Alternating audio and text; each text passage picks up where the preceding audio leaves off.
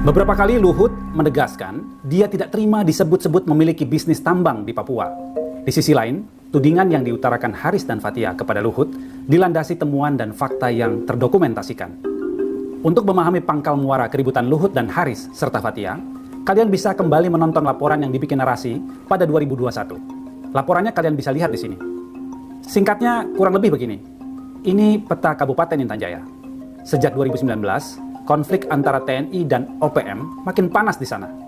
Di saat bersamaan, wacana eksploitasi emas di Blok Wabu dimunculkan. Ini area yang disebut Blok Wabu. Dulunya dimiliki Freeport, tapi sekarang diserahkan ke Antam. Luhut memang betul tak cawe-cawe di Blok Wabu, tapi dalam laporan yang dirilis Koalisi Sipil, ia diduga kuat punya kepemilikan di blok ini. Konsesi wilayah ini membentang dari Kabupaten Paniai sampai Intan Jaya. Yang punya konsesi PT Madinah Kuaratain. Pengelolaan blok ini disebut mereka sebagai Darewo Project. Induk PT Madinah, perusahaan asal Australia Westwich Mining. Pada 2016, mereka menyebut akan menyerahkan 30% proyek kepada PT Tobacom Del Mandiri. Induk PT Tobacom, yaitu PT Toba Sejahtera yang dipunyai Luhut. Pada 2017, berita peralihan saham itu ternyata akan diberikan pada PT Tambang Raya Sejahtera yang juga dimiliki oleh Luhut. Dalam akta perubahan pada 2018, ternyata saham itu diberikan pada PT Baitek Binar Nusantara.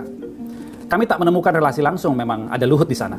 Tapi di PT Baitek muncul sosok Paulus Prananto, pegawai Luhut yang cawe-cawe di dalam proyek ini dari awal. Sudah sedikit paham? Nah, pusaran konflik kepemilikan saham dan sosok Paulus Prananto inilah yang jadi cerita utama di persidangan Luhut versus Haris dan Fathia. Lewat berkas-berkas inilah, Luhut ingin menjabarkan versi lain yang menjadi penyebab skema perputaran saham di atas. Saat muncul di sidang, ia berkilah, skema kerjasama proyek tambang emas di Papua tidak melibatkan perusahaannya. Meski begitu, ia tidak berani secara langsung menyebut nama Paulus Prananto, teman seangkatannya di Akademi Militer yang dia sebut bermanuver sendiri dalam proses akuisisi itu. Ada orang yang mencoba mengaitkan ke situ, dan itu yang kemudian kalau Anda lihat ada surat dari kami resmi mengatakan kita tidak ketahui, makanya mereka tulis surat tanggal 2017 dan 2018 membersihkan semua itu. Kami tidak mau. Ada orang mungkin yang ngaku-ngaku, saya tidak tahu. Pokoknya intinya kami tidak mau ada itu. Ini adalah dokumen Minute of Meeting pertemuan pertama antara PT Tobacom dengan Westwich Mining. Paulus hadir sebagai representasi dari PT Tobacom yang dimiliki oleh Luhut. Disepakati, PT Tobacom akan mendapat 30% saham dengan syarat membantu pengurusan izin tambang dan akses jalan di Papua. Saat pertemuan ini digelar, Luhut kala itu rangkap jabatan sebagai Menko Maritim dan Investasi dan PLT Menteri ESDM. Dengan posisi ini, kalian tahu sendiri ia punya wewenang mempermudah urusan. Sebagai perusahaan terbuka, Westwich Mining merilis perjanjian ini ke publik di situs Bursa Efek Australia, tepat seminggu setelah pertemuan itu terjadi. Dengan menjual nama Luhut, diharapkan investor akan tertarik. 21 hingga 23 Februari 2017, pertemuan lebih serius kembali digelar antara PT Tobacom dan Westwich Mining, membahas soal teknik operasi, legal dan struktur, skema eksplorasi serta operasi, dan pendanaan. Berdasarkan pengakuan Heidi Melissa, Head of Legal Toba Group, hasil pertemuan ini dilaporkan Paulus pada induk Toba Group pada Maret 2017. Akhir April 2017, Westwich Mining kembali mengeluarkan rilis media di Bursa Efek Australia. Hasilnya, Menteri ESDM merekomendasikan clean and clear pada proyek mereka di Papua. Semua ini terjadi berkat, PT Toba Sejahtera. Tak lama setelah rilis itu, Toba Group meresponnya dengan mengirim email yang ini kepada PT Madinah sebagai representasi Westwich Mining di Indonesia. Isi email kerjasama ini mencakup dua hal, pengalihan saham kepada Toba Group dan deadline pembuatan serta penandatanganan dokumen kontrak kerja. Paulus yang juga Direktur PT Toba Delkom mengajak induk mereka yakni PT Toba Sejahtera untuk rapat membahas akuisisi proyek Darewo. Rapat dilaksanakan di ruang rapat Arjuna PT Toba Sejahtera, Wisma Bakri 2 lantai 17 pada Rabu 10 Mei 2017. Salah satu kesepakatan di rapat itu adalah Australia harus menghapus segala informasi ke publik yang menunjukkan adanya keterlibatan Toba Group dalam Darewo Project. Paulus melapor kepada induk grup Toba bahwa Westwich Mining dan Bursa Efek Australia tidak dapat menurunkan informasi keterlibatan Toba di Papua. Kesal nggak digubris? Tanpa melalui lagi Paulus dan anak perusahaannya, sang induk PT Toba Sejahtera lalu menyurati langsung Westwich Mining pada 8 Juni 2017. Mereka bersikeras meminta informasi proyek Darewo segera diturunkan. Masih nggak dapat respon, seminggu kemudian, surat permintaan takedown kembali dilayangkan oleh PT Toba.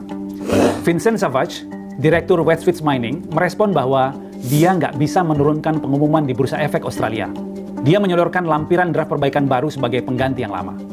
Ternyata tensi tinggi ini tak menyurutkan kerjasama di antara keduanya.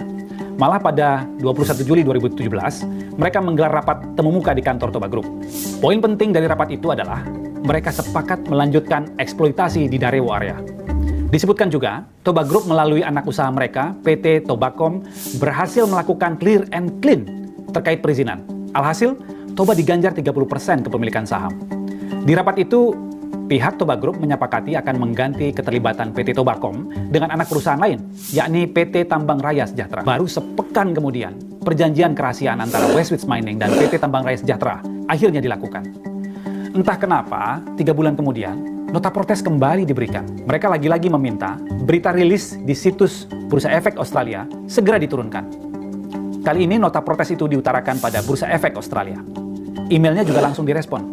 Pada intinya, Bursa Efek Australia menolak menurunkan berita itu. Sebab setelah dikonfirmasi pada Westwich Mining, tidak pernah ada misleading informasi yang diberikan oleh Westwich Mining terkait perjanjian bisnis mereka dengan PT Toba Sejahtera. Baru setahun kemudian, hubungan mereka kembali memanas.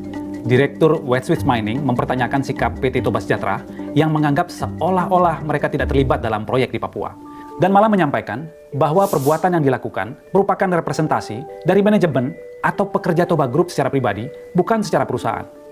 Mereka menyampaikan apabila Toba Group ingin memutus kerjasama, maka itu harus dilakukan anak perusahaannya, yakni PT Tambang Raya Sejahtera secara formal, bukan informal. Pemutusan kerjasama ini juga muncul dalam akta pembubaran PT Tobacom. Disebutkan bahwa kelanjutan proyek diteruskan perusahaan yang dimiliki oleh Paulus secara pribadi. Lewat akta AHU, klaim ini selaras dengan munculnya PT Bytech yang 99% sahamnya dimiliki oleh Paulus. Karena kemudian terkait dengan yang soal tadi Pak yang Bytech itu Pak, kok bisa Bytech bisa dikasih karena ada Hah? Ketika Bytech masuk itu tiba-tiba kenapa bisa Bytech berantakan gara-gara Bytech sampai hari ini. Oh gitu. Tapi berarti tapi nggak bisa kenapa kok bisa dalam artian kan Bytech tiba-tiba masuk gitu loh. Di saham cuma Ginza atau Itu pesannya pimpinan, saya nggak tahu. Luhut selalu berdalih, Paulus bermain sendirian. Padahal jika merujuk dokumen-dokumen ini, terlihat bahwa proses lobby-lobby dan kerjasama ini juga melibatkan Direktur PT Toba Sejahtera, Justarina Naiborhu. Sosok yang biasa dia panggil Nana ini adalah orang kepercayaannya di PT Toba Sejahtera. Beberapa orang penting di PT Toba seperti Heidi Panjaitan, Arthur Simatupang, Swadi Marasabesi, Arif Wicaksono juga hadir dalam rapat dengan Westwich Mining. Selaras dengan Luhut, kesaksian Paulus di persidangan memperlihatkan dia pasang badan jadi martir di kasus ini. Sehingga saksi itu juga adalah inisiatif saksi. Inisiatif saksi Sendiri. Sekali lagi itu juga semuanya inisiatif saksi untuk dicantumkan sebagai point of meeting. Saking baik hatinya Paulus pada perusahaan, bahkan dia mengaku pengurusan dokumen CNC yang totalnya berkisar 5 miliar itu dirogoh dari kocek pribadinya sendiri. Pertanyaan saya mau ulangi. Sudah berapa uangnya perusahaan Anda, Bytech, tergunakan untuk kemurahan hati Anda? Sekali lagi, yang mulia, saksi mengatakan bahwa itu adalah inisiatif pribadi. Jadi, saksi tidak menggunakan uang dari PT Bytech. Itu adalah murni uang pribadi. Oke. Janggalnya, meski disebut sebagai dalang dalam kerjasama tambang di Papua, Paulus nyatanya malah tak tahu menau tentang adanya perjanjian kerahasiaan antara PT Toba Sejahtera dan Westwich Mining. Padahal dari dokumen inilah, proses due diligence dan kontrak lanjutan nantinya bakal terjadi. Katanya dalang, tapi kenapa dalam momen penting ini dia tidak dilibatkan? Kami mencoba mengonfirmasi ini kepada Paulus, tapi dia enggan menjawab. Bapak tadi kan cerita yang 30% saham Bytech itu Pak timbang. Di sisi lain, ada berkas-berkas yang tak dipaparkan Luhut di persidangan. Misalnya rapat pada 10 sampai 12 Mei 2017 dan email 9 Oktober ini. Dua berkas ini penting untuk melengkapi detail pola kerjasama antara Toba Group dan Westwich Mining. Dalam surat komplain ke Bursa Efek Australia, disebutkan bahwa satu-satunya dokumen yang mengikat kedua pihak ini adalah perjanjian kerahasiaan. Yang jadi soal adalah, biasanya perjanjian kerahasiaan adalah dokumen lanjutan setelah sebelumnya terjadi kesepakatan. Lantas kesepakatan apakah yang terjadi sebelum dokumen ini dibuat? Kami juga mencoba mengonfirmasi hal ini kepada Heidi Panjaitan, Head of Legal PT Toba Sejahtera. Namun dia juga menolak berkomentar dan meminta kami mengutip apa yang dia katakan hanya di persidangan. Heidi berdalih perjanjian kerahasiaan lazim